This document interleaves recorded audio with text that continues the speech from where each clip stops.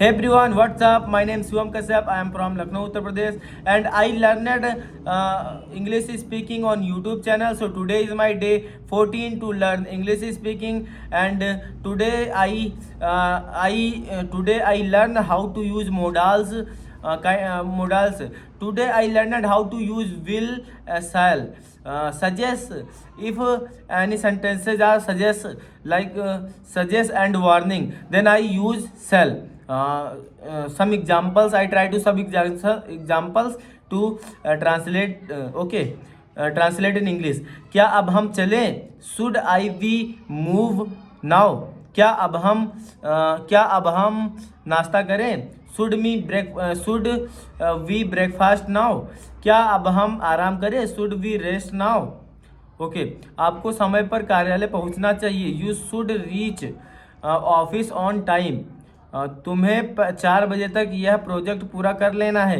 You shall complete this project till 4 o'clock. Will use polite request, विनम्र निवेदन. क्या तुम मुझसे शादी करोगे? Will you marry me. क्या तुम मेरे लिए चाय बनाओगे? Will you please prepare a tea. Promise, I use to promise. मैं तुम्हारे पैसे कल लौटा दूंगा. I will return your money tomorrow. Okay. Would, मुझे लगा तुम वहाँ आओगे. I thought you would come there. हमें लगा हम अंग्रेजी नहीं सीख पाएंगे. We thought we could not learn English speaking. Request, क्या तुम मेरी हेल्प करोगे? Would you help me. क्या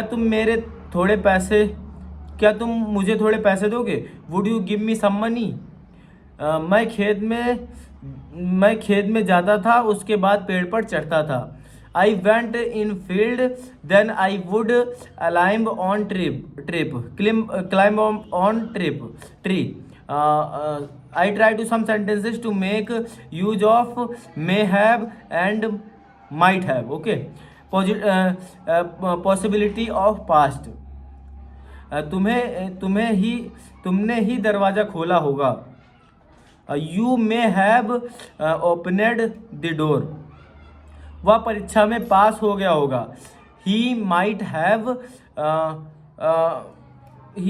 have passed in the exam. Okay.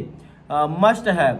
Rule, subject plus must have plus verb की थर्ड फॉर्म प्लस ऑब्जेक्ट. वह निश्चित ही इंदौर पहुंच गया होगा. He must have reached Indore. वे निश्चित ही इस खेत में ठहरे होंगे. They must have stay in the hotel.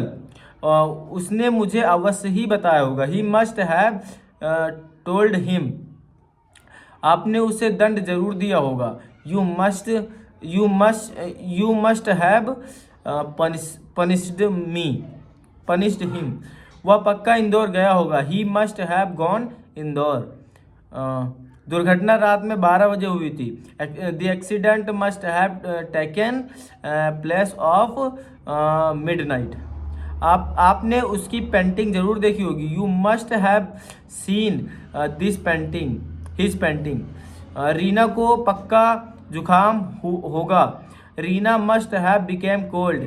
तुमने उसे अवश्य फ़ोन किया होगा. You must have done him phone. Okay. So today is my day 14 to learn English speaking completed.